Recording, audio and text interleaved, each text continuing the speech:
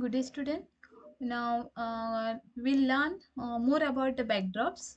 Okay. So in the last class we have seen the backdrops, how to change the backdrops. Now let us see how to uh, more about the backdrop. We will learn how to change the backdrop. Okay. I will change the backdrop first. Now this Scratch has laid this out beautifully. It's XY. Great. Okay. Now let's type XY. So here you can see XY grid 30 points. Now grid 30 points means every block is 30 points vertical and 30 points horizontal.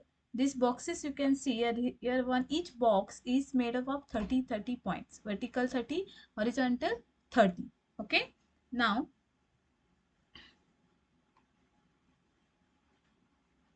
let us take the sprite.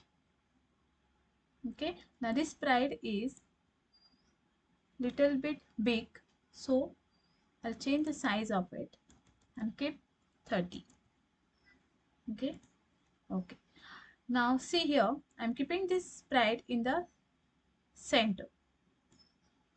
Okay. Now let us see, this horizontal line is a x-axis and vertical line means y-axis. Okay. Now this is the point, this is the center of the x-axis and y-axis, that is a 0. It is the reference point. It is called what? Reference point. Okay. Now let us see.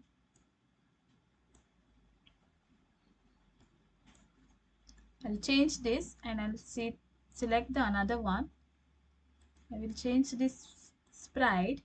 Better we take the ball. Okay.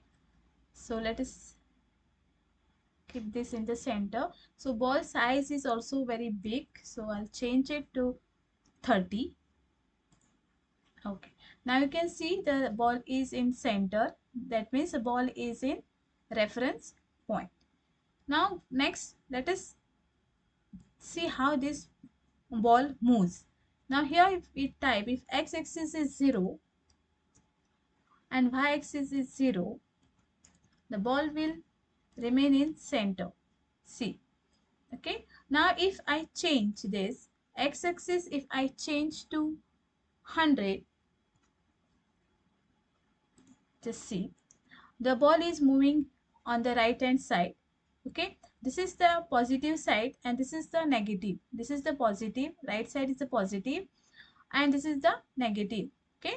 Now same thing in the y-axis, upper side is the positive and the below one is the negative. Okay. Let us change this y-axis also. So I am keeping this, for example, 20. Now let's see. See, the ball is moving little bit up. That means it is x-axis is 100. It moves right hand side up to 100 points and moves up for 20. Okay, moves on y-axis up to 20. Okay, can you see here?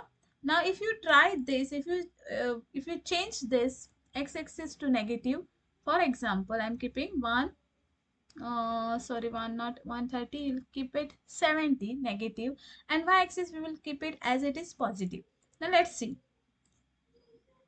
Okay, can you see from here, from this 0, it is negative. This is the negative, x-axis negative, so it comes left hand side. That means it is negative 70 and 20 above, it is why it is plus, it is plus 20, y-axis is plus 20, that's why it is up on top up to 20. Now let us change this y-axis and see. I'm changing this to 130. See. Okay, can you see this? Now we'll make this both the x-axis and y-axis negative. Okay, can you see this? This is the x-axis is also negative and y is also negative. So x is up to, from here up to it is 70. Okay, so then and y-axis is minus 130, minus 130. 30. Here vertical is the y-axis and our horizontal is x-axis. Okay. Now if you practice this, you will learn this, and you can see the changes. Go on changing this and see. If I keep the x-axis positive and y-axis negative, you can see the movement of the ball. Okay, understood? Now you understood x is a 50 here.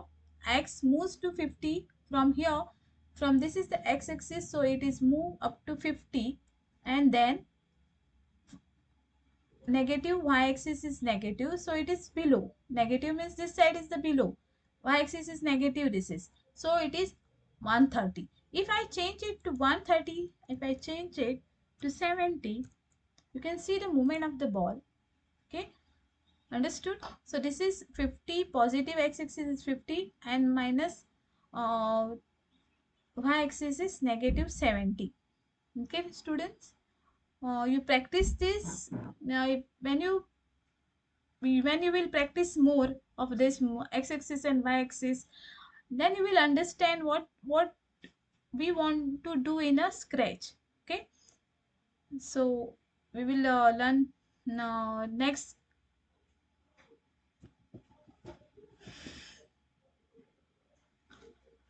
aspects in the next class. I hope that you will practice this. If you will practice, you will understood better.